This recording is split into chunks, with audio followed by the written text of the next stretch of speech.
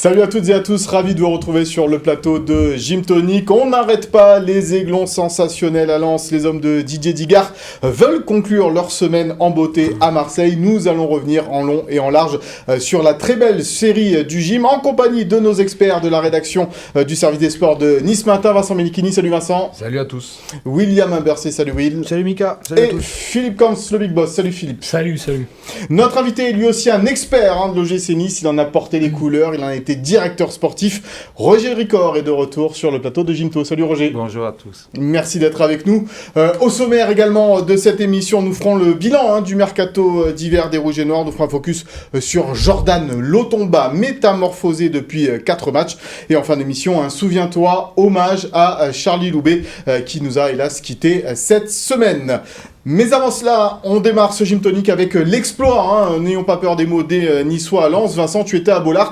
La citadelle imprenable est enfin tombée. Ouais, c'était très bon de voir Bollaert se taire là, en fin de match. Et même le speaker des 100 et or a reconnu la supériorité niçoise en disant notre belle série s'est arrêtée face à un très bel adversaire.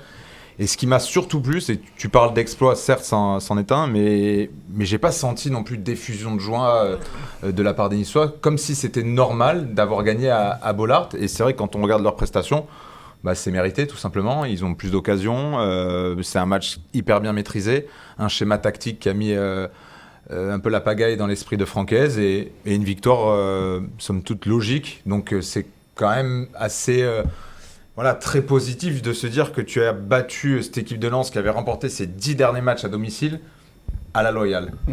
Oui, c'est l'état d'esprit aussi qui a été remarquable à Bollaert. Dans la lignée de ce que font les Aiglons depuis l'arrivée de Didier Digard à la tête de l'équipe, dans l'état d'esprit c'est super, dans le pressing, dans la cohésion, dans la consistance sur 90 minutes.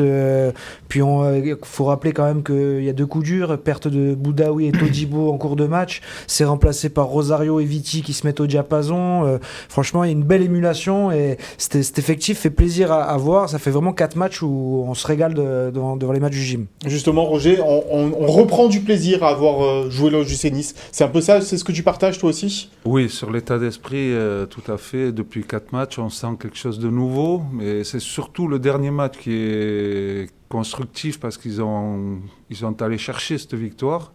Ils l'ont construite et de main de maître, on va dire. Il n'y a pas eu de panique, il n'y a pas eu un joueur en dessous.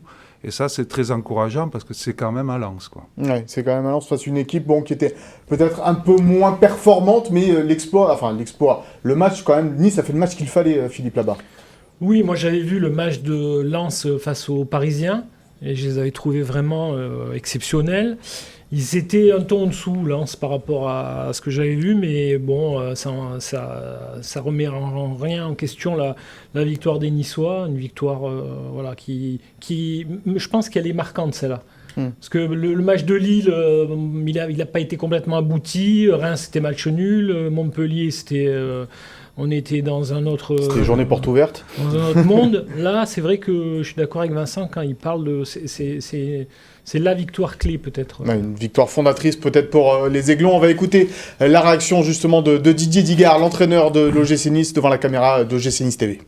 Sincèrement, on n'était pas là pour casser leur série, mais pour maintenir la nôtre. Alors, de fait, c'était un petit peu lié, mais quand on voit un tel match, ça donne envie d'essayer de créer la même chose chez nous avec nos supporters et si possible poursuivre la série le plus longtemps possible. Les joueurs ont été exceptionnels, surtout que c'était pas évident. On a eu des petits pépins avec des sorties prématurées, des joueurs importants et on a vu qu'on avait un groupe très investi et les joueurs qui sont rentrés se sont mis au diapason et donc je vais le dire parce que j'ai aussi félicité dans le vestiaire même les joueurs qui ne sont pas rentrés.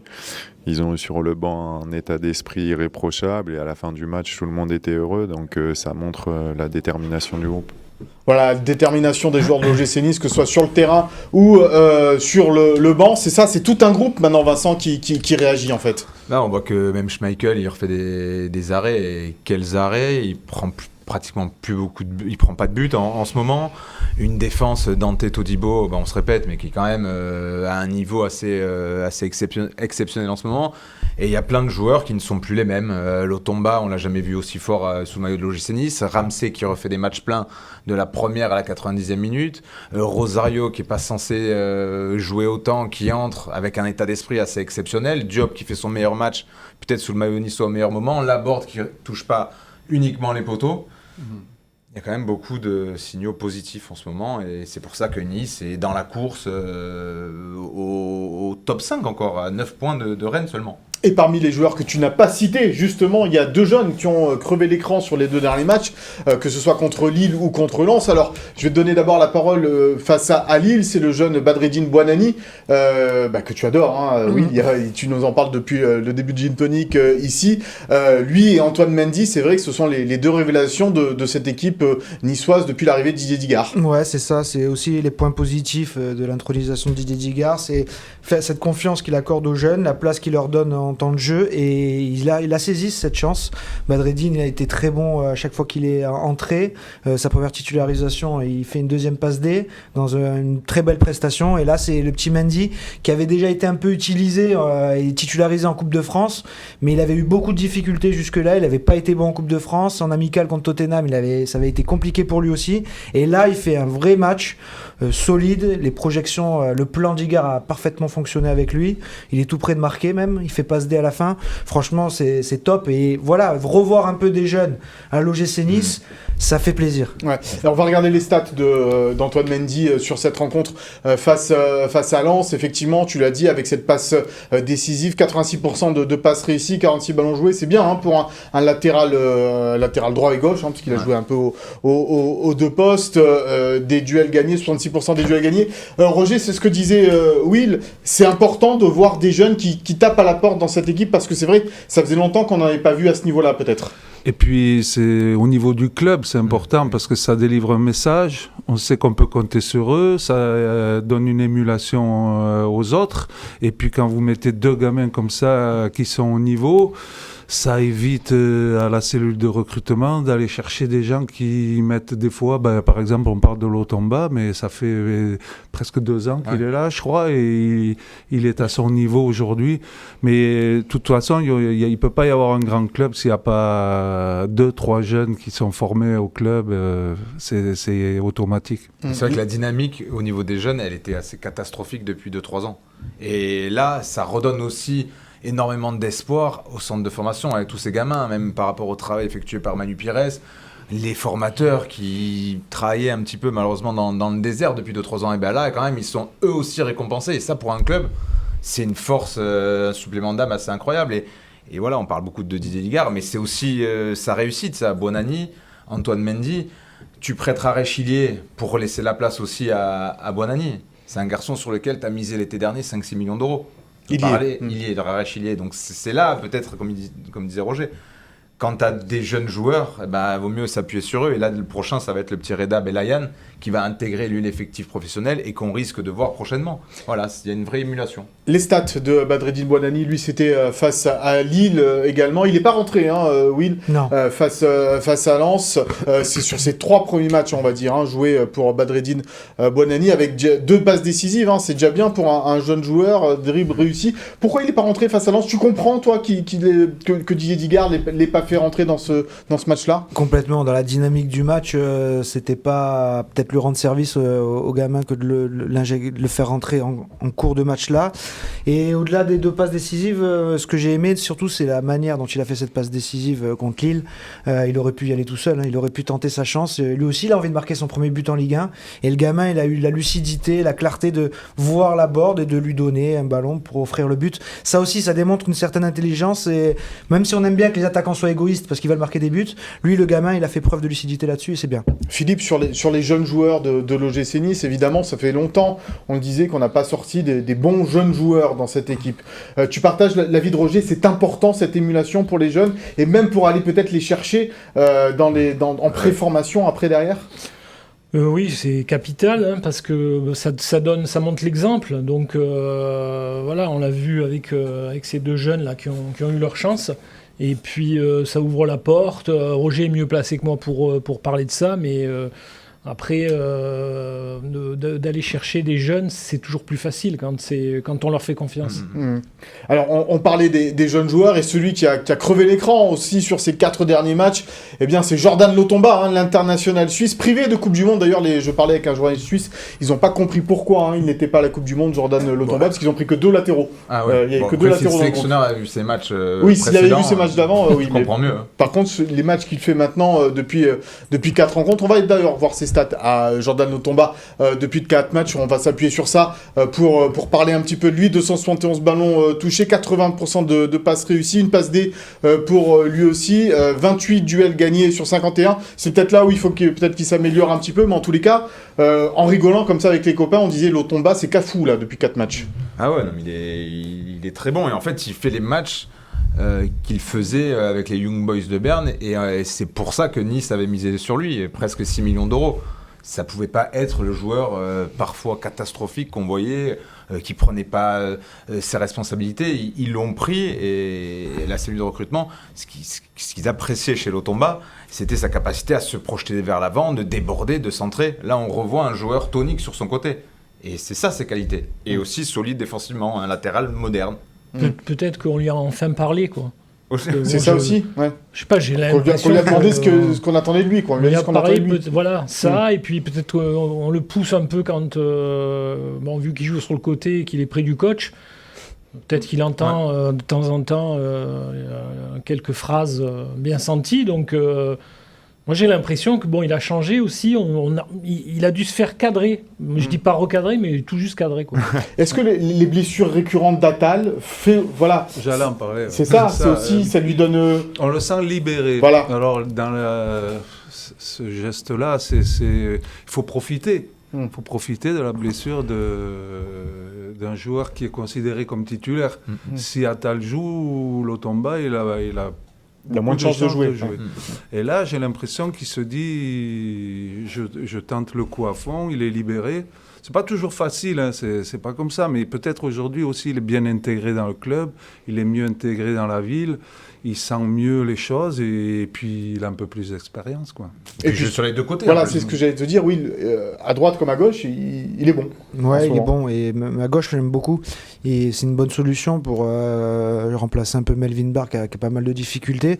Et moi, j'irai plus loin, je pense que franchement, ça fait pas 4 matchs que je le trouve bon, Jordan, c'est depuis le début d'année. Ouais, en fait. aussi, il est meilleur. Franchement, j'ai l'impression à Rennes, que... tu l'avais trouvé bon Non, mais à Rennes, c'est également, et contre le Puy aussi. Non, mais le Puy, je sais pas s'il joue au Puy.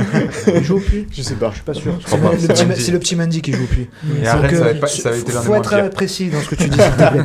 Non, mais franchement, il est pas mal. Et je pense que contre Lens, il avait joué. Ouais, je pense que, comme le disait Roger, la blessure d'Attal, voilà, ça peut le libérer. Et le fait de ne pas aller à la Coupe du Monde, je pense qu'aussi ça a un peu fait cogiter et le dire qu'est-ce qui m'a manqué pour ne pas y aller. Et voilà, donc c'est bien d'avoir un Jordan Lotomba au bon moment, surtout que Nice n'a pas pu prendre l'arrière-gauche qu'il voulait au mercato. Si c'est Jordan Lotomba la solution, c'est bien. Ça peut durer, ça, Mendy, Lotomba, comme ça sur les côtés, Vincent ? Pourquoi ça ne pourrait pas durer ? Parce qu'on sait qu'Attal, c'est un mois. Ça va être compliqué. Et puis Melvin Barr, en ce moment, voilà, il est quand même assez irrégulier, mais oui, ils ont montré quand même dans un endroit où il n'était pas forcément bon de jouer, à Lens, qui avait gagné ses 10 derniers matchs, qui sont au niveau. Donc je vois pas pourquoi il ne serait pas capable de refaire le même match. Bon, Vélodrome, ça va être un match particulier, mais après, tu as 2 rencontres à domicile contre Ajaccio et je crois Reims. Voilà, il y a moyen de se lâcher avec un effectif. Et puis je pense, Roger va peut-être le confirmer, mais quand autour de toi, tu as quand même Todibo qui est capable de faire 100 sprints dans un match, et Dante, t'es bien, quoi. Même Youssouf Ndaï Chimier, il y a du solide, quoi. Donc il faut sentir de la confiance, en fait. Ils sont libérés. Ouais. Ils ont envie de jouer, c'est ça, se sent, quoi. Ouais. Libéré, alors peut-être aussi parce qu'il y a un nouvel entraîneur, Didier Digard, et on va pouvoir peut-être parler de l'effet Digard. Qu'est-ce que c'est que l'effet Digard ? Au final, on a l'impression, qu'il joue libéré, et comme peut-être l'a dit Philippe, ils savent enfin peut-être ce qu'on attend d'eux réellement, quoi, c'est ça ? Je pense que c'est ça, je pense. Surtout, ils ont un plan de jeu, des idées de jeu très claires. On le sent dans ce pressing, comme on le disait tout à l'heure, dans ses idées de redoublement de passes, de déplacement, dans cette quête de profondeur aussi de la board. Voilà. On avait l'impression que sous Lucien Favre, c'était désordonné, certains ne savaient pas trop ce qu'ils devaient faire sur le terrain. Là, c'est très clair et c'est très, très soudé, solide, dur à bouger. Donc voilà, un vrai collectif. On va regarder les stats en place, en fait. On va regarder les stats de Didier Digard depuis son arrivée à l'OGC Nice. 3 victoires, 1 nul, 8 buts marqués, 1 but encaissé, 24 tirs cadrés, 6 cartons jaunes. On voit aussi que voilà, c'est physique aussi. Hein, mais en fait, vraiment, par exemple, le match à Lens, tu vois vraiment ce que Nice a voulu mettre en place. Antoine Mendy très haut, Ramsey qui embêtait la relance adverse dans une zone bien précise, Diop aussi en soutien de la board, Lotomba très haut, Dante axe gauche. En fait, vraiment, et c'est Sofiane Diop qui nous l'a dit après en zone mixte, qui disait on a respecté le plan du coach à la lettre. Quand ça marche comme ça, forcément, les joueurs ils se disent putain, mais notre coach il est plutôt bon. Hein. Alors qu'à Rennes, par exemple, malheureusement, on se rappelle tous de ce match, c'était épouvantable. Une ligne de 5, une ligne de 4, et devant, on avait laissé le pauvre Pépé avec la board. Et bon, sur un malentendu, on marque un but. Là, quand ça se passe comme ça, forcément, le coach il marque des points, les joueurs sont heureux. Ça ne peut que continuer, en fait. Tu es surpris, Roger, par les débuts de Didier Digard comme coach de l'OGC Nice ? Un petit peu. Parce que, je ne sais même pas si on avait vraiment pensé à lui. C'est au sein du club, sûrement, qu'il y a eu une prise de décision qui est fondamentale quand même. Mais moi, je pense qu'il faut attendre un peu, dans le sens qu'entre Montpellier, les joueurs, ils ont montré plus qu'ils en avaient assez de l'ancien coach, Lucien, que j'apprécie beaucoup par ailleurs. Des fois, ça arrive, et c'est le moment où il faut changer d'entraîneur. Et celui qui arrive profite de ce que les joueurs sont prêts à faire beaucoup plus pour le nouvel entraîneur. En plus, je pense que Didier est quelqu'un de très intelligent, de réfléchi, qu'il est bien encadré, il est bien entouré avec Fred et avec Julien Sablé. Fred Durier, Julien Sablé. Et je pense que ça peut durer. Ça peut durer parce que c'est comme un nouvel entraîneur, c'est comme un nouveau joueur. Il est plein d'énergie, il est plein de gaz, il a envie.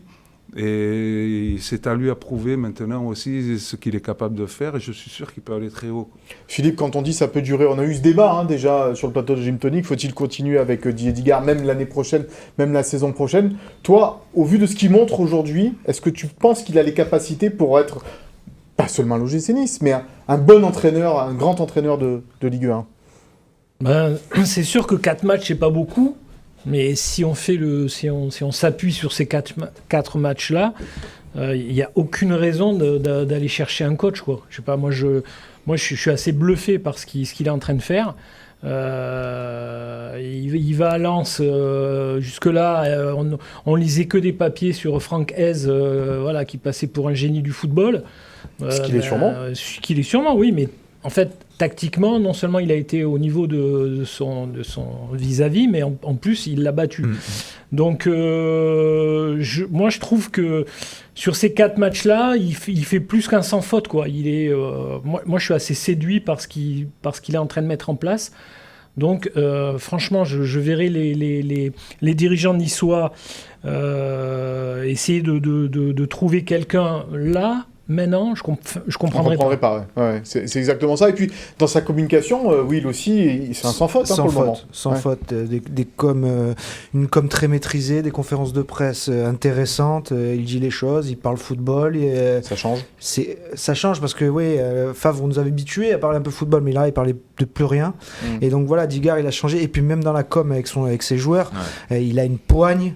À Lens, que je regardais devant la télé, parce que c'était Vincent qui était à Bollard.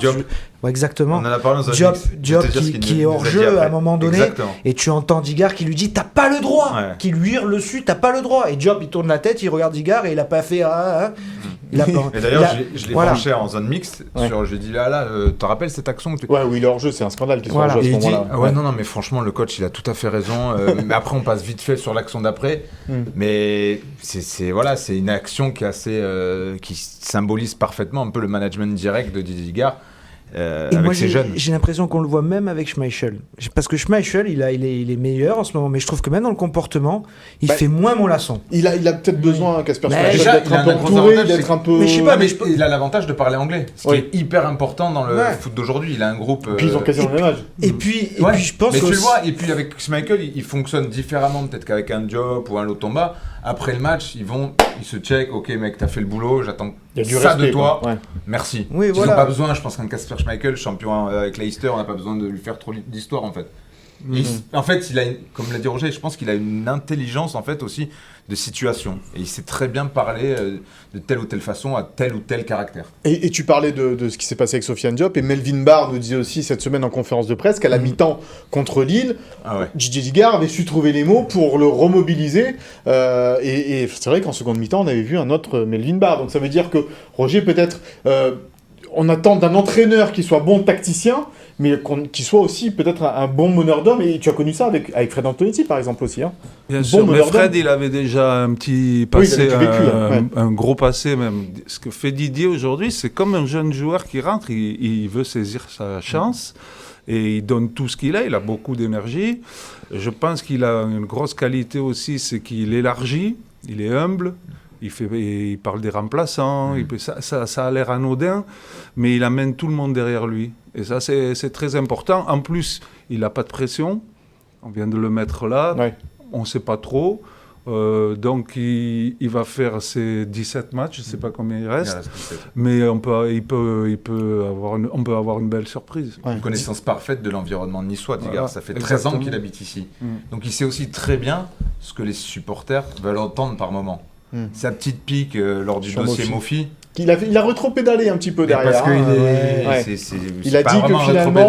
Il a dit tranquillement à tout le monde aussi de se calmer. Ouais. Mais il avait mis tranquillement. Mais pour préciser, il avait dit il voulait dire que c'était intelligent de respecter sa parole une fois que tu avais donné ta parole à un club, et non pas, c'était intelligent de ne pas signer à l'OM. Et puis c'est très bien, parce que le public niçois, ce qu'il aime aussi, c'est de voir des joueurs. Rosario, on a vu à Lens, c'était pas forcément un grand technicien, mais on a bien aimé aussi cette dépense d'énergie, de courir un peu sur tous les ballons, de mettre des bras un peu dans tous les sens.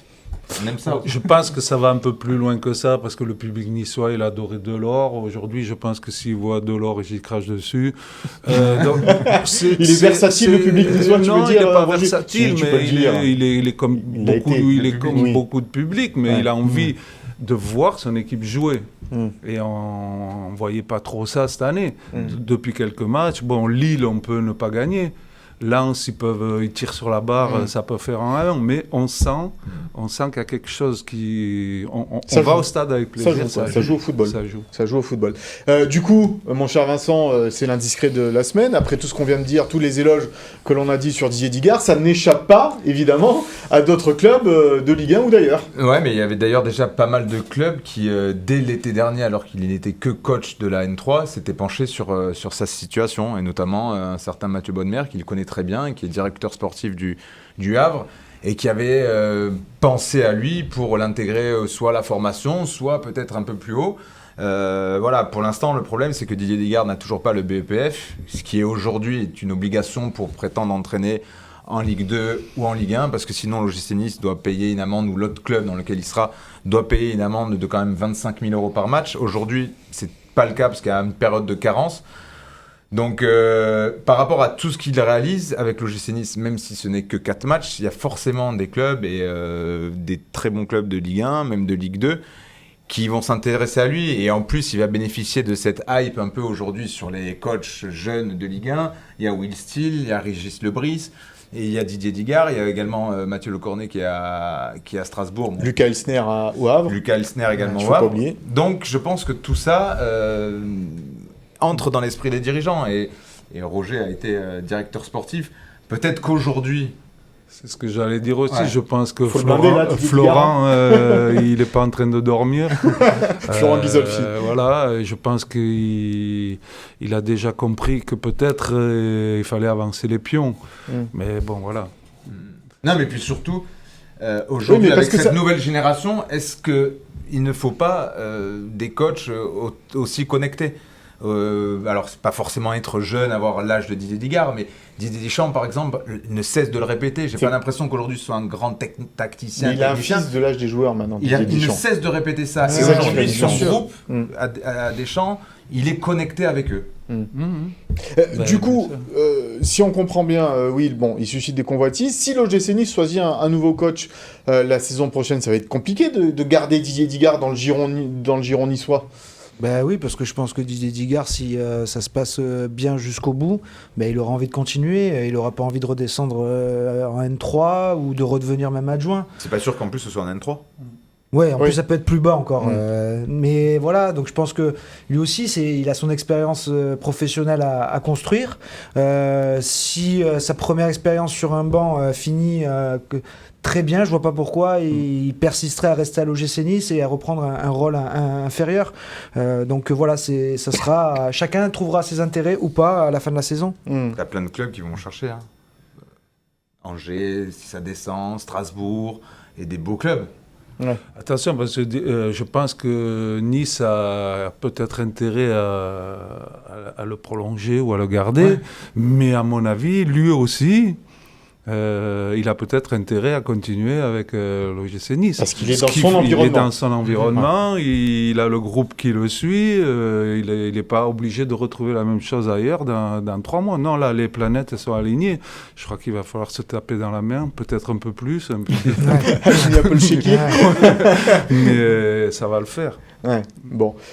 En tous les cas, voilà pour ce que l'on pouvait dire sur l'effet Didier Digard pour le moment. On parlera... Philippe, qu'est-ce qu'il ferait lui? Tu ferais quoi, toi, Philippe? Tu prends Tourelle ou tu gardes Didier Moi, Digard? Est-ce qu'il est Ineos Project, Didier Ouais, voilà, Digard en fait, c'est ça aussi. C'est ça. J'aimerais savoir ce que c'est l'Ineos Project. Bah, Après, tu sais quoi, Florent Ghisolfi sera normalement notre invité la semaine prochaine, on va tout lui demander. Voilà. Non, et puis surtout, faut pas leur laisser tout faire non plus. Ils ont le droit de valider et d'écouter. Oui. On a bien vu ce que ça a donné l'été dernier. Oui.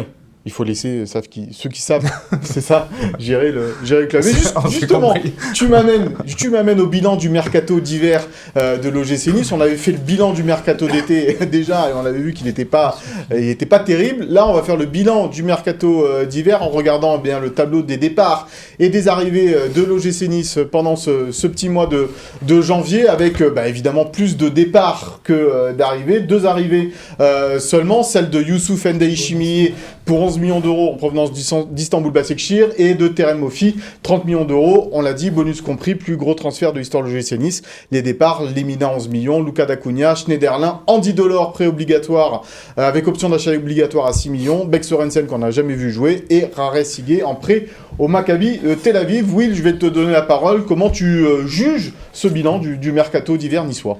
Comment je le juge moi, c'est surtout comment le club en interne le juge. Ils sont très satisfaits d'une chose, c'est d'avoir pu dégraisser autant.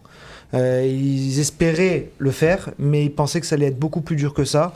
Et pouvoir voir Schneiderlin, Dacunia, Raresh, Sorensen aussi dégraisser l'effectif, la masse salariale, voilà. Et puis faire un groupe où tout le monde peut se sentir réellement concerné, où il n'y a plus, mis à part Brian, qui lui avait joué avait déjà connu 2 clubs, donc il pouvait plus revenir à Fulham.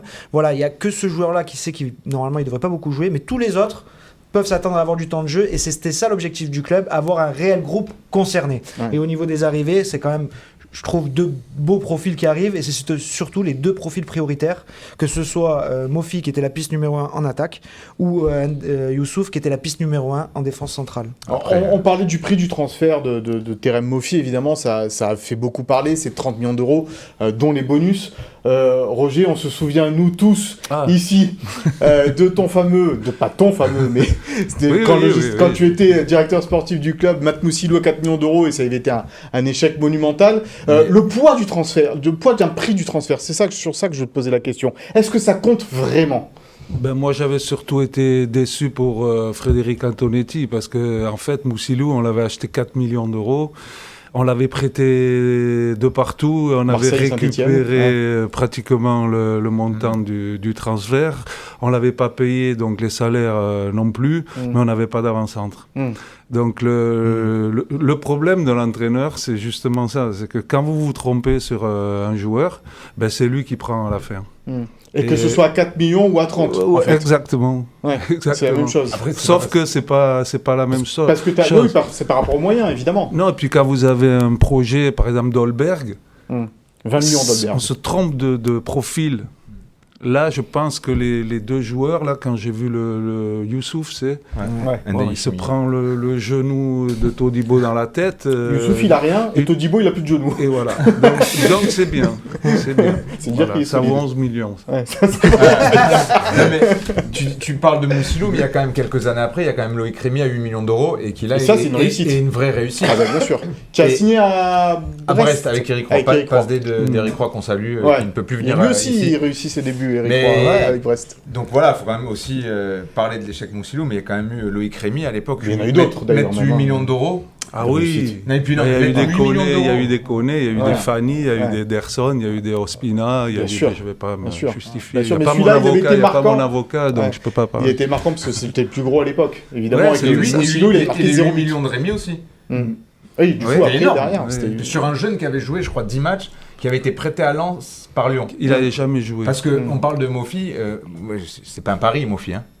23 ans. Non, mais il a marqué deuxième meilleur Voilà, buteur de Ligue exact. 1, tu mets 30 millions. En gros, si c'est un échec, franchement, c'est peut-être lui qui aura pas mis, ou le coach, mais bon, sur le papier, il a tout pour réussir. Pareil, quand tu prends un milieu défensif à 11 millions d'euros, encore heureux qu'il soit capable d'organiser le jeu, de mettre de l'impact. On parle d'un joueur. À l'époque, le vrai risque, tu prenais des séries à 800 000, d'Albert 400 000 euros, Zvitanic, là c'était du vrai savoir-faire. Ouais. Là en vrai, je pense que tous les directeurs sportifs de Ligue 1 prennent Mofi. Oui, mais maintenant, Pas- t'es obligé, non maintenant, dans le... Ah non, mais après ça prouve, Ouais. après ce qui est vrai, c'est que ça prouve les ambitions de l'OGC Nice version Ineos. 84 millions d'euros dépassés, 41 dépensés millions, sur les deux. millions d'euros cet hiver. Ouais. et 84 en tout. Et puis Sur les mettre deux- sur l'argent, les deux c'est une mercatos. chose, et avoir la force de conviction là, ouais, c'est vis-à-vis la de ses force joueurs, de c'est Guizolfi, aussi ouais. une deuxième force. Ouais. Qu'est-ce que tu aurais fait avec 84 millions d'euros, Roger, à l'époque? Je T'aurais sais pris pas, qui mais j'aurais aimé les avoir. Mais en tous les cas, là, on entend parler d'Ineos. Et comme il disait Philippe tout à l'heure, moi aussi, je me posais des questions parce qu'on parlait toujours, je sais pas, il y a encore pas longtemps, dans 2 ans, dans 3 ans.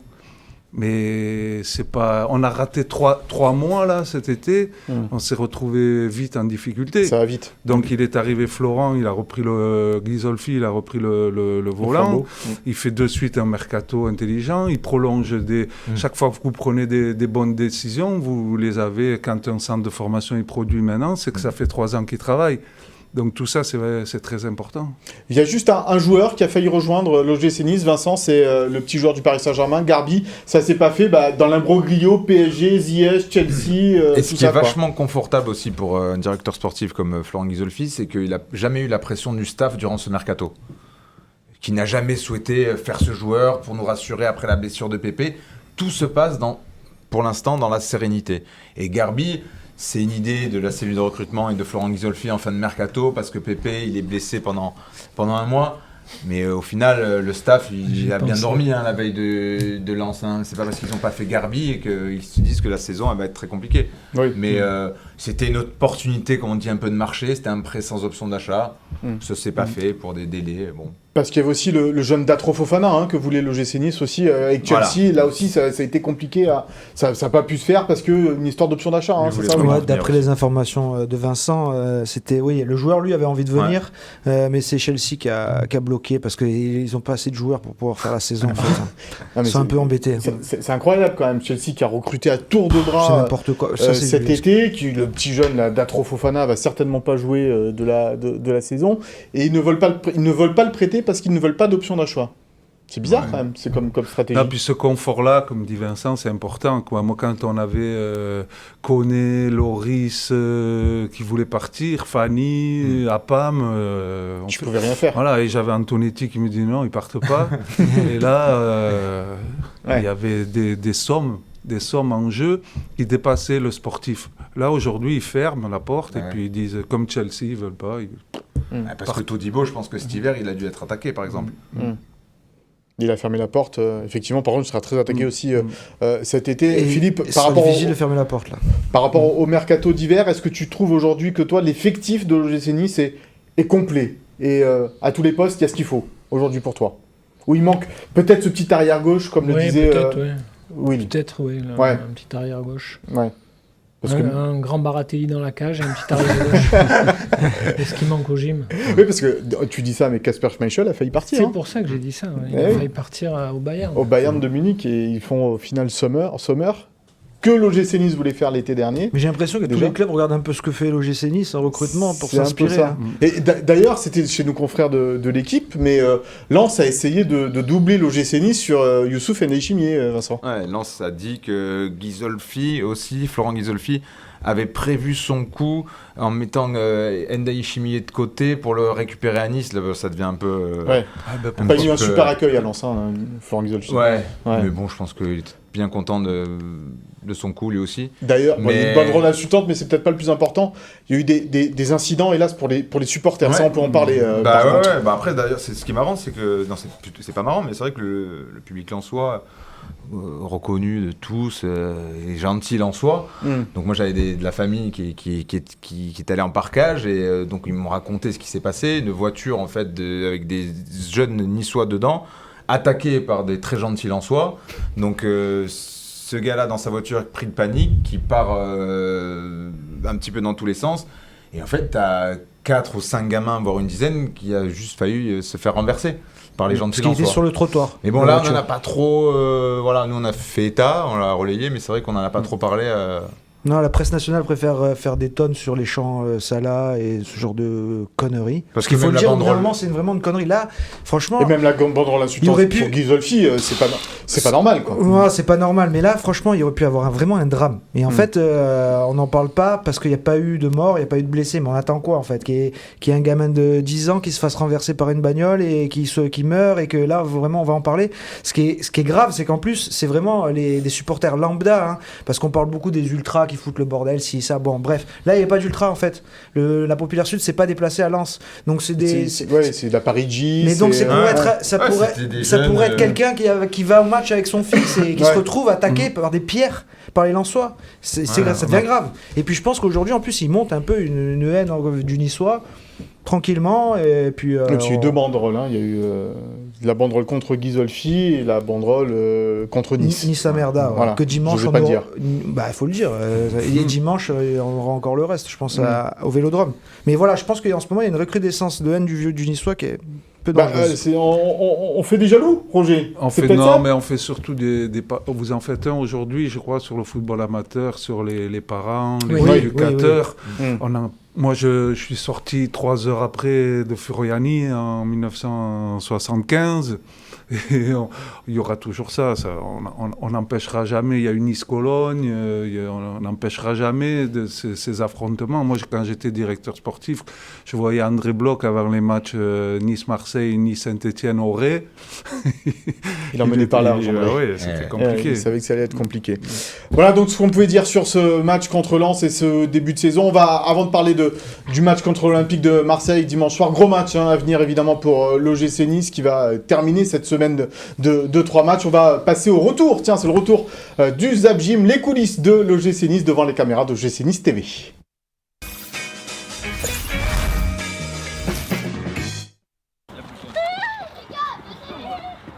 On va voir tous les jours. Et regarder les joueurs de Nice.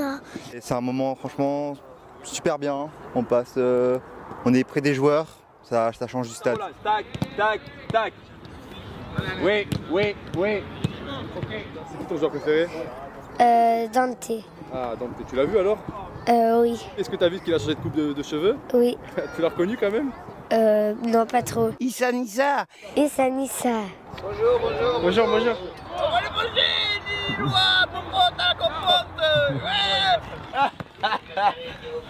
Oh, je pensais que tu nous avais lâché complètement.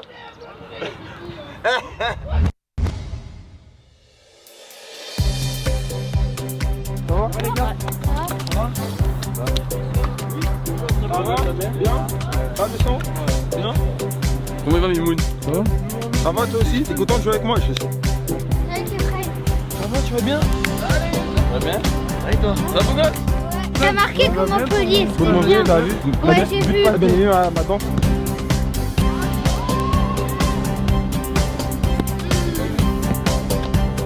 Franchement, ça s'est très bien passé. C'est une opération qu'on fait depuis longtemps, qui s'appelle Toi plus moi au GC Nice. On est sur la deuxième session pour cette année. Ça se passe plutôt bien, hein. Il y a des buts, il y a des belles actions, des beaux crochets. Moi j'aime bien, c'était cool.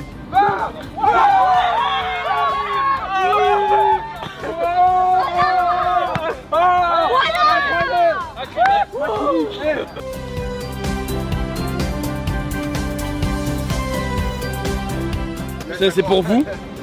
Voilà, c'est un de mes maillots. Voilà, je donne un indicateur. Super. Et c'est moi qui vous remercie, c'est un grand plaisir. Merci. Bravo. Merci. Voilà. C'est le maillot? Ouais, c'est mon maillot. Regarde, il y a marqué dessus. Regarde, il est signé. C'est un cadeau. Ça ou pas? C'est un cadeau. Voilà. D'ailleurs, la prochaine fois que je vais au gymnase, j'espère qu'il sera bien encadré. Comme ça, on pourra faire la photo avec.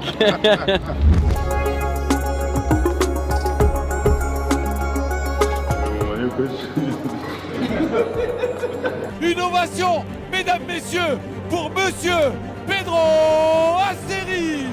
Allez, Virginie Rossetti vous remet le trophée de l'ancien Aiglon. C'est une fierté d'être là. Je connaissais les stades, mais bon, je n'ai pas foulé la pelouse. Hein. Là, ça fait vraiment un plaisir. Je sens que ça commence à bouillir. Je ne sais pas si je vais m'entraîner un petit peu avec eux là. En plus, j'ai vu des vieilles connaissances. Et puis, vraiment, j'étais bien accueilli. Déjà, bien managé par notre ami. Et mes petits-enfants, ils vont passer une journée stupende. C'est ça le qui compte le principal. Après, les clubs, ils font les choses bien comme il faut.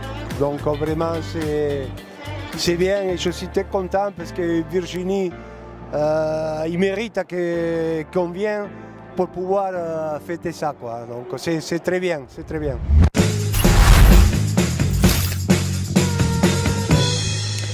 Voilà donc pour le Zap Gym que vous pouvez retrouver en intégralité sur les sites de l'OGC Nice. Allez, on passe à l'avant-match de ce Marseille-Nice, je le disais, donc 3e match en une semaine pour les Aiglons. Il y a eu 2 victoires contre Lille et contre Lens. À Marseille, Will, bon, évidemment, gros morceau, 2e du championnat. Il n'arrête plus de gagner, sauf match nul contre Monaco la semaine dernière. Et justement, peut-être s'appuyer sur ce mauvais match qu'ont fait les Marseillais au Vélodrome face à Monaco. En tous les cas, mauvaise première mi-temps, pour peut-être essayer de faire quelque chose là-bas. Ouais, mauvaise première mi-temps parce que très bonne première mi-temps de l'AS Monaco. Ouais. Donc voilà, encore une fois, je pense qu'on va rentrer dans le plan Didier Digard et il le répète, il sait pas trop défendre, il a pas envie de trop, il attaque pas un match pour défendre. Et je pense que cet OM là, si tu veux lui faire mal, il faut attaquer dans les espaces parce que c'est avec les pistons Under, Tavares, ça se projette à fond, ça attaque. Des fois, ça attaque même à outrance, un peu désordonné, il y a des espaces dans le dos. Donc ça peut donner un gros match ouvert si le GC Nice est encore dans ses plans. Ils peuvent ennuyer les Marseillais. On va regarder le tableau du classement de cette Ligue 1 après 20 journées de jouer. On voit que tout petit à petit, l'OGC Nice recolle un petit peu à ses places européennes puisqu'il n'y a plus que 4 points de retard à présent sur le 6e Lille. Alors la 6e place, elle n'est pas encore européenne. Il faudrait que le Paris Saint-Germain ou Marseille, par exemple, gagne la Coupe de France pour que ça soit le cas. Mais en tous les cas, voilà, on sent, Vincent, que on se disait, voilà, après Rennes, après Le Puy, saison terminée, il n'y aura peut-être plus que la Coupe d'Europe à jouer. Et puis là, on se rend compte que peut-être pas, au final. Avec la victoire à 3 points, ça va très vite, c'est mathématique. Et l'an dernier, pareil, rappelez-vous Monaco qui était à la cave à la 25e journée. Ils ont gagné les 10 derniers matchs, ils ont failli se qualifier pour la Ligue des Champions. Ou ils se sont qualifiés, ils ont fini 3e. Ils ont fini 3e. Ouais. Donc voilà, tu auras en plus des confrontations directes. Si tu as la bonne idée d'aller battre Marseille... Alors, tu fais pas le match avec Marseille pour l'instant encore. Non, mais tu vas te rapprocher, même Rennes, c'est 9 points, voilà, ils sont pas très loin encore. Donc, moi, surtout à Marseille, j'aimerais pas revoir le même match. Le match aller. Non, de la saison dernière. On se rappelle, c'était le tournant de la saison niçoise. Ouais, on n'avait rien vu. Ouais. Une équipe de Nice hyper attentiste et Nice qui s'était fait punir en fin de match dans une ambiance de folie. Là, j'aimerais bien les voir aller jouer plus haut, prendre des risques, harceler autant qu'ils vont se faire harceler cette équipe de l'OM qui est certainement ce qui se fait de mieux aujourd'hui en Ligue 1. Franchement, qu'est-ce que tu as à perdre de ce match? Évidemment, des points. Mais dans la dynamique actuelle, tu as 2 matchs après à domicile, jouer. C'est ça, Roger? T'as rien à perdre en allant au Vélodrome, là, dimanche soir? Bien sûr, et puis je pense que le discours de Didier, c'est justement j'ai horreur de ne pas jouer, en fait. Ouais, prendre du plaisir, donc, jouer. Ils vont jouer, prendre du plaisir des fois. C'est difficile. Des fois, prendre du plaisir, si vous voyez arriver des vagues de partout, c'est pas toujours évident de prendre du plaisir au Vélodrome. Ouais. Mais dans l'esprit, garder ça, ce qu'ils font en ce moment, ça c'est très important. Après, moi, si on me demande mon avis, je préférerais qu'ils cartonnent Ajaccio et des clubs qui arrivent derrière. Parce que ça voudra dire que finalement, on va se rapprocher. S'il y a une victoire à Marseille, bon, ça va faire... ça va s'enflammer, tu crois? Tu connais un peu le programme de l'histoire. Moi, je pense que si on me dit on perd à Marseille, on gagne derrière les 2 matchs à domicile. Pas perdre à Marseille 4-0, bien entendu, mais je suis d'accord. Ouais. On se souvient du match aller, Philippe, où les Niçois avaient perdu 3-0 et 3-0 à la mi-temps déjà. C'était un cauchemar. C'était un cauchemar. J'ai gardé un bouton de fièvre. Tu m'éblouis depuis... pensais que c'était du ketchup. Non, tu m'éblouis depuis tout à l'heure. Depuis le match aller, j'ai un bouton de fièvre. Qui, j'espère, sera guéri dimanche parce que généralement, je suis toujours d'accord avec Roger, mais cette fois, non. Pourquoi? Et je vais le contrer en lui disant, moi, je voudrais gagner à Marseille. Après, arrivera ce qui arrivera. Mais après, je sais pas, mais c'est toujours un peu symbolique, Marseille. Donc, gagner à Marseille, je trouve que ça serait vraiment plus qu'un déclic, quoi. Ça serait... là, si Digard gagne à Marseille... Tu fais une statue devant l'Alliance Riviera à t'entrer, quoi. Est-ce qu'ils peuvent jouer dans la même configuration que on parlera de la compo tout à l'heure. Non, mais je parle tactique, là. Eh ben justement, ça fera partie de la compo. Mais pour moi, d'avoir gagné à Lens, c'est suffisant pour montrer que tu peux aussi gagner à Marseille. Oui. C'est avoir gagné à Lens, qui était, je crois... qui était deuxième à ce moment-là. Et qui était invaincu. Et qui avait gagné 10 fois à domicile. Le truc, il est faisable. D'ailleurs, Marseille a profité de ça pour passer deuxième. Exactement. Voilà. Par contre, faire un match plus plein, tonique contre Lille, par exemple, concéder moins d'occasions, être plus sûr de son match et mettre 2 ou 3-0 à Ajaccio, ça voudrait encore dire autre chose. Maîtriser son match à domicile et être au niveau. On va écouter Jordan Lotomba, le latéral de l'OGC Nice, à propos de cette confrontation face à l'Olympique de Marseille. C'est un très grand match qui nous attend au Vélodrome. Un match excitant en tant que joueur et voilà, ça sera un match où on faudra essayer d'avoir des points. Donc là, on est bien parti, on est confiant, donc on verra bien qu'est-ce qui va se passer là-bas. On verra bien ce qui va se passer là-bas et ça va nous amener au pour-compte parce qu'on parlait du mercato niçois et Terem Moffi qui ne pouvait pas être aligné face à Lens est disponible pour jouer face à l'Olympique de Marseille. C'est notre pour-contre de la semaine. Faut-il aligner d'entrée? Faut-il mettre titulaire Terem Moffi? On va commencer avec Vincent. Bien évidemment. Tu mets pas 30 millions d'euros sur un attaquant pour le laisser sur le banc au Vélodrome, l'endroit où il a marqué son dernier but en Ligue 1 il y a quelques jours avec Lorient. Donc il y aura forcément des espaces dans le dos de la défense marseillaise. Tu as pris Moffi parce que c'est un joueur qui est capable de prendre cette profondeur et d'aller de l'avant. Donc si tu le fais pas démarrer là, je vois pas pourquoi tu l'as pris. Donc Moffi, évidemment, il faut que ça démarre au Vélodrome et je vois bien un petit 1-0 but de Moffi. Will. Moi, je disais non. Pour une seule raison. Pour une seule raison, c'est pour Gaëtan Laborde. Il sort de 2 matchs où il fait le chiffonnier, il marque, il te donne la victoire. Et puis le 3e beau match de la semaine, tu vas l'envoyer sur le banc. C'est un peu dur pour lui. Roger, qu'est-ce que t'en penses, toi? Je pense qu'il manque la seule personne qui peut donner la réponse. Didier Digard. Mais un joueur comme Moffi, que tu viens d'acheter 30 millions d'euros, que Marseille voulait en plus, qui a marqué son dernier but face à l'Olympique de Marseille en Ligue 1. Comment il est? Est-ce qu'il ça va? Est-ce qu'il s'entraîne normalement? Est-ce que on ne sait pas. Est-ce qu'il va prendre le risque de le mettre d'entrée et tester quelque chose avec Laborde dans un match comme ça? Est-ce qu'il veut sécuriser un petit peu plus et le faire rentrer en cours de match? Moi, je pense que le vrai Moffi, on l'attend à Nice au prochain match. Mais c'est un joueur qui doit pourtant faire tout de suite la différence. On l'a pris pour ça, Philippe. Donc Marseille. Moi, je suis d'accord avec Vincent. On l'a pris tout de suite. Il faut le faire jouer. Il a marqué au Vélodrome avec Lorient. Et puis voilà, non, il faut. Enfin, moi, je le lancerai. Après, je l'ai pas vu à l'entraînement, donc. Il s'entraîne depuis mardi après-midi. Voilà, mais bon, moi, je le ferai jouer, même défenseur, mais je le ferai jouer. Vous parlez de son but avec Lorient au Vélodrome, mais pour être vraiment précis, il a joué 2 fois au Vélodrome avec Lorient. Première fois, ils ont perdu 3-2 doublé, et la dernière fois, il a marqué. Donc il a 2 matchs au Vélodrome, 3 buts. Voilà. Bon. Mofi aime le Vélodrome. Donc ton argumentaire terminé là. Bah, c'était juste pour faire un pour-contre. Allez, tu vas avoir l'occasion de te rattraper avec la compo probable de ce Marseille-Nice, Will, avec évidemment, on va dire peut-être 1 ou 2 changements quand même dans l'approche de cette rencontre. Oui, dû probablement à l'absence normalement de Boudaoui, parce que le dos, c'est une douleur assez récurrente pour lui. Et je pense que là, 3 jours, ça fait short depuis Lens. En revanche, Todibo devrait bien être disponible. Ça, c'est la bonne nouvelle. Ça, c'est la très bonne nouvelle. Quel guerrier, quand même, d'avoir joué tout ce temps-là avec cette blessure. Pas surprenant au genou. De sa part, mais c'était même inquiétant, finalement, de le voir sortir, parce qu'on se dit... s'il sort, s'il sort, c'est que vraiment... et au final, il sera bien là. Il a tenu. Et l'os frontal de Youssouf, ça va? Impeccable. Un cyborg. Le plus de mal, c'était pour le genou de Todibo. Youssouf, il sait même plus ce qui s'est passé, lui. Un détail. Donc ça rejoue à 5 derrière pour toi? Oui, dans la logique où il y aura beaucoup encore d'activités dans les couloirs côté marseillais. Donc Tavares et Klose en particulier. Voilà, et puis beaucoup d'espace aussi dans leur dos. Et comme ils l'ont très bien fait Mendy, Lotomba, en étant positionné très haut, ça peut être encore jouable au Vélodrome. Donc garder ce schéma avec Schmeichel dans les buts. Donc le trio Youssouf, Todibo, Dante qui a été très bon pour une première ensemble. On retrouverait le petit Mendy à droite. Ramsey qui a été excellent aussi Il peut enchaîner, Ramsey, parce qu'il a fait tout le match là. Ce qu'on voit à Lens, il a fait 90 minutes vraiment bien pleines. On le sent dans un bon rythme, Ramsey.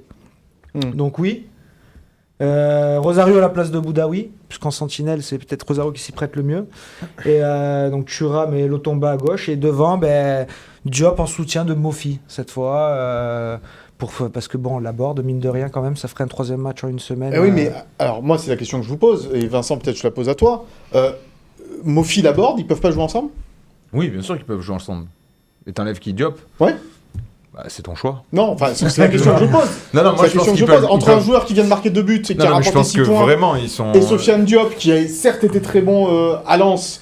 Ils sont hyper complémentaires sur le papier, parce qu'ils sont différents.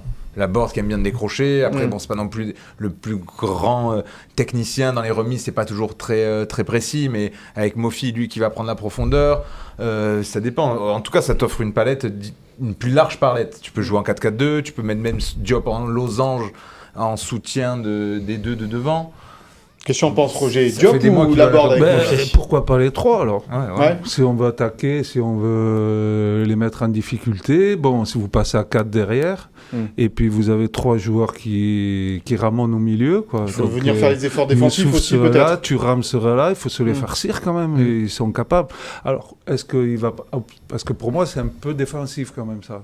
C'est la compo à peu près. C'est à peu près ce qui était fait à Lens. C'est donc un peu défensif. Alors derrière, vous gagnez 1-0, donc bravo, tout va bien. Il faut pouvoir changer en cours de match.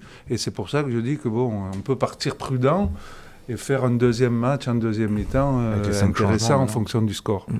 T'as 5 changements en plus maintenant. Voilà. La capacité de faire 5 changements, et t'as enfin un petit peu de solution sur le banc. C'est la grande mode des coachs là. C'est plus les remplaçants, c'est les finisseurs. Des nouvelles de Nicolas Pepe, un peu. Est-ce que ça va revenir assez vite? Youssef Attal, Marcin Bulka, ça en est où? Pepe, un bon mois. Pepe, ça sera au moins ça, parce qu'il y avait le genou qui avait il a une tendinite, bien il y a un enflé. traitement en cours. Ils espèrent le récupérer pour la Coupe d'Europe, début mars. D'accord. Bulka, il a repris en janvier déjà. D'ici une quinzaine de jours, normalement. La course, tout ça, mais les entraînements collectifs, pas encore. Non, pas encore, mais normalement, d'ici une quinzaine de jours, il doit être à disposition du groupe. Et Attal, c'est pas si grave que ça, Attal, mais ça va encore laisser éloigner le terrain. Lésions toujours lésions musculaires, voilà. C'est toujours, faut récupérer, puis il faut bien préparer, être sûr qu'il n'y ait pas d'une énième rechute. Ouais. C'est un vrai gâchis, Youssef Attal, Roger, parce que c'est un joueur pétri de talent, et c'est vrai que ces blessures à répétition sont en train de gâcher sa carrière, quoi. Nos 2 Algériens, si c'était 2 joueurs à 35 matchs par an, je pense que ça serait encore bien mieux pour nous, quoi. C'est vrai, c'est dommage. On passe au cadeau. Le cadeau de la semaine, pas de maillot cette fois à gagner. On est en rupture de stock. Philippe, il en a pris pour toute la famille, donc on n'en a plus dans le... Si, il signait la légende comme ça, il les signe maintenant, les maillots. Ouais. Bravo Philou. Une attaque gratuite, une attaque gratuite. Mais cette fois, on a 2 places à vous faire gagner pour Nice-Ajaccio, parce qu'il faut qu'il y ait du monde pour Nice-Ajaccio. C'est vendredi 10 février à 21h. N'allez pas au carnaval, allez voir Nice-Ajaccio. Et pour cela, bien pour gagner 2 places, il faut pronostiquer le score de Marseille-Nice. N'allez pas au carnaval, c'est bon ça. Non, mais je suis d'accord. Le carnaval sera à tu connais un histoire qui va au carnaval. Allez vous déguiser à la Nice Riviera si vous voulez, mais allez au stade et allez pas. Parce que en plus, t'as même plus le droit aux bombes là maintenant. Tu sais qu'on avait petit, là, aucun intérêt, non? C'est compliqué. Tu payes 40 €, tu t'en fais une belle pub au carnaval. Le lancer de Paillasse a été fait déjà, donc c'est On a lancé qui? Et c'est Franck Fernandez de la maison qui a été champion du monde. De lancer de Paillasse, d'accord. C'est vrai. Donc 2 places à gagner, allez, pour Nice-Ajaccio. Il faut pronostiquer le score entre Marseille et Nice avec le ou les noms des buteurs pour vous départager. Voilà, c'est vendredi prochain à 21h à l'Alliance Riviera. Philippe, on va passer à la séquence émotion de ce Souviens-toi et de ce gym tonic. On a appris cette semaine la mort de Charlie Loubet.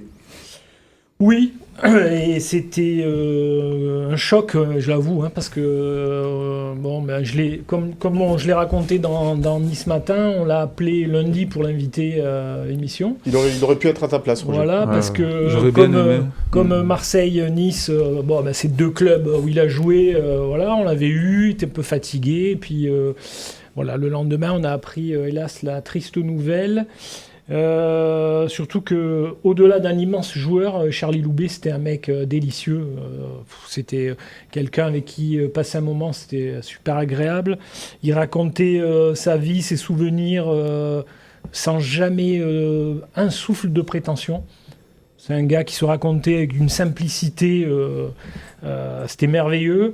Ça a été un très grand joueur on le sait, qui est né à Grasse, qui a commencé à Cannes, qui a très vite été transféré au Stade Français parce que Cannes avait des problèmes financiers. Pour se sortir de ces problèmes financiers, ils ont vendu Charlie au Stade Français. Il est monté à Paris avec son papa parce qu'il avait 16 ans et demi, 17 ans. Ils sont restés qu'un an parce qu'il faisait trop froid, il m'a dit. Il me disait il faisait trop froid. Mon père m'a dit tu ne signeras plus jamais dans aucun club qui au-dessus de Marseille. Donc après, il est revenu à Nice. Il a joué à Nice dans une période, les années 60, fin des années 60, où ils étaient en D1, D2, ils sont remontés. Après, il est parti à Marseille, où il a joué avec Skoblar et Manusson. Champion de France en 71. Champion de France en 71, deuxième en 70. Une attaque de feu. Skoblar avait marqué 44 buts, je crois, en 71. Manusson, Loubet, c'était l'OM, ils en parlent encore. Et Skoblar a toujours dit la plus grosse erreur de Marcel Leclerc, qui était le président de l'époque, c'est d'avoir vendu Charlie et de ne pas l'avoir gardé pour 3 francs 6 sous à l'époque. Donc Charlie Loubet est revenu à Nice, où il a joué dans la génération dorée, mes idoles. Donc il a commencé en 71. Voilà, Baratelli, Huck, Jouve, Eriksson, après Van Dijk, Adams, bon bref.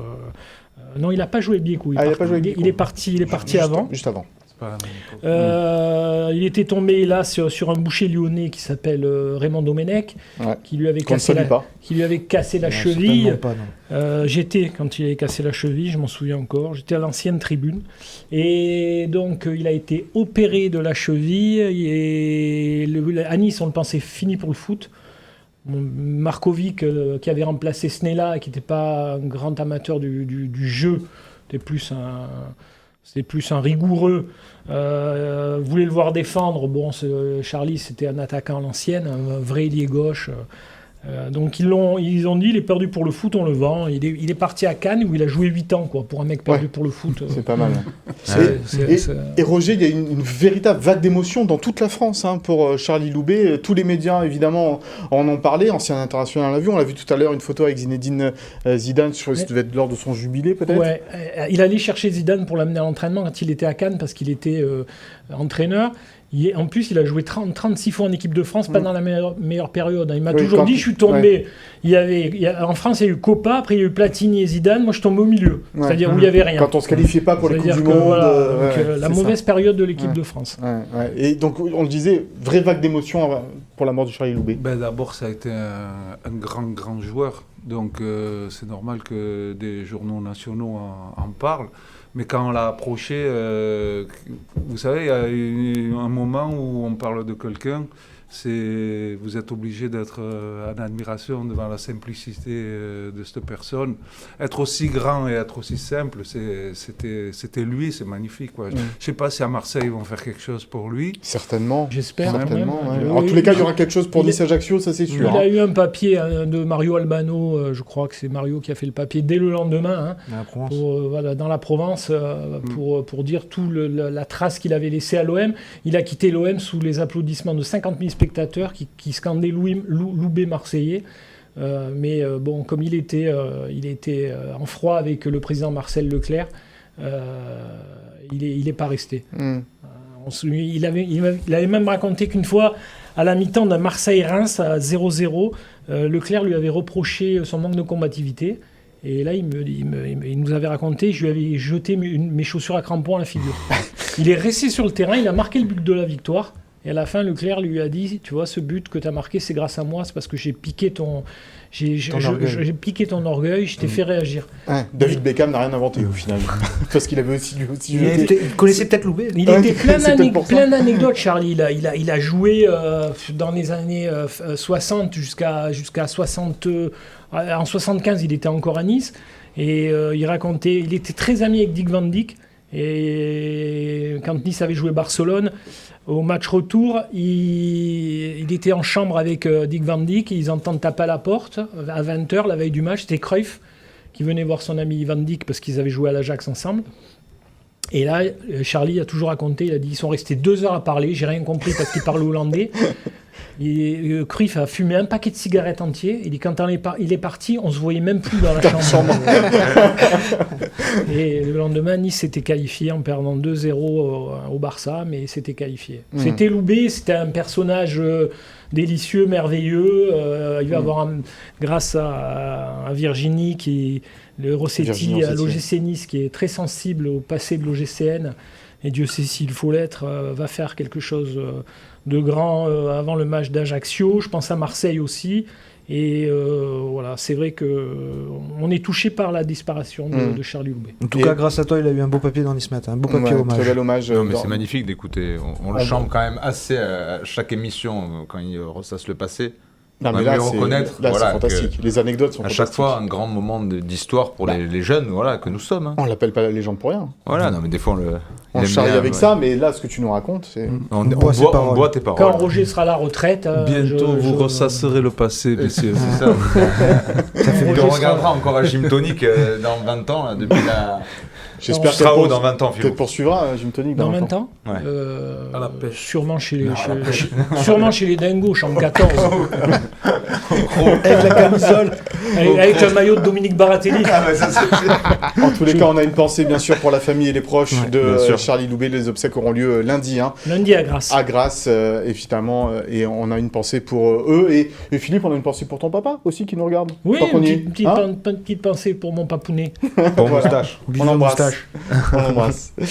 Merci messieurs, merci Roger d'être venu sur le plateau de Gym Tonic. Merci de m'avoir invité, même si je sais que c'est pas moi qui aurais dû être là. Donc Non, mais t'es toujours chez toi à Gym Tonic. Tu as rarement été remplaçant pourtant, Roger. Ça m'est arrivé. Pas à Nice. Si, Bjekovic, le fameux. Mais est-ce que tu as gagné à Marseille? Est-ce que tu as gagné au Vélodrome avec Nice? Nous, on est l'équipe qui a gagné à Marseille. Quand tu étais dirigeant. Oui, 31 ans après avoir gagné la dernière fois. Et le but, Vincent Agnon. Voilà, les On deux avait buts fait de Elbic.